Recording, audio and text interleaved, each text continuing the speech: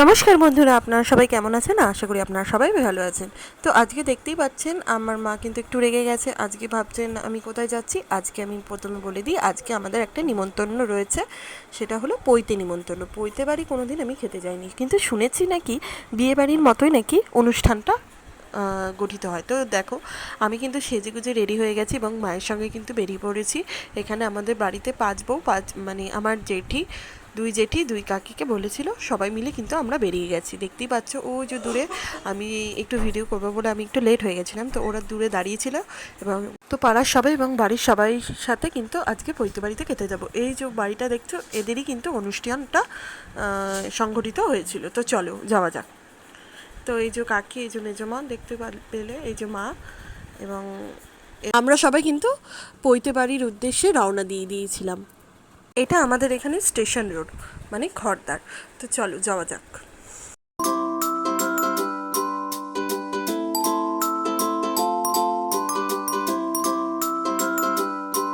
বন্ধুরা দেখতেই পাচ্ছ, আমি কিন্তু নিমন্ত্রণ বাড়ির সামনে চলে এসেছি।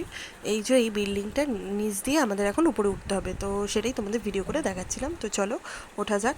এই ঢোকার জায়গাটা কিন্তু খুব সরু ছিল। তো যাই হোক, একজন একজন করে উঠছে।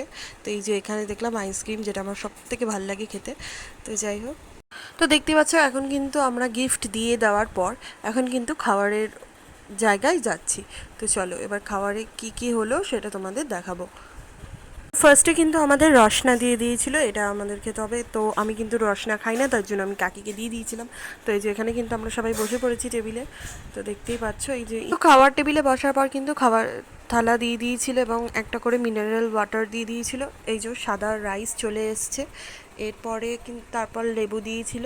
এবার ডাল দিচ্ছে গরম গরম, এবং সাথে কিন্তু, তো চলো খাওয়া যাক। এরপর কিন্তু আলু ভাজা দিয়ে দিয়েছিল। তো সব কিছুই কিন্তু গরম ছিল এবং তোমাদের আমি খেয়েও দেখাচ্ছিলাম। তো এই যে একটু ডাল, একটু ভাত নিয়ে এবং একটু ঝুরি ভাজা নিয়ে এটা খেয়ে দেখবো। কিন্তু খেতে কিন্তু ভীষণ ভালোই ছিল, ডালটা কিন্তু খুব ভালো ছিল। এরপরেই কিন্তু চলে এসেছিলো ইঁচড় চিংড়ি, যেটা আমার কিন্তু খুব ভীষণ প্রিয়। তো এই ইঁচড় চিংড়িটা কিন্তু খুব সুন্দর খেতে হয়েছিল।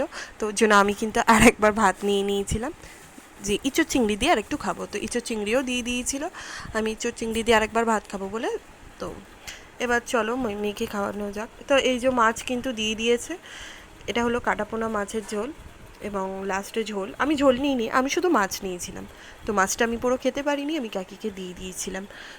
তো তো আমি কিন্তু পেটি খাই, তোমরা কি খাও কমেন্টে অবশ্যই জানিও। তো দেখতেই পাচ্ছ মাছটা কিন্তু ভীষণ বড় ছিল। তো যাই হোক, লাস্টে কিন্তু চাটনি দিয়ে দিয়েছিল, তারপরে কিন্তু মুচমুচে পাঁপড় দিয়ে দিয়েছিল।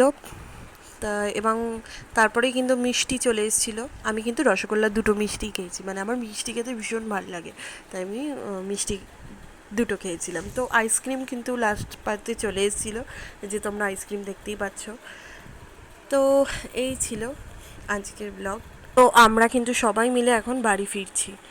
তো আজকের ভিডিওটি কেমন লাগলো অবশ্যই কমেন্টে জানিও।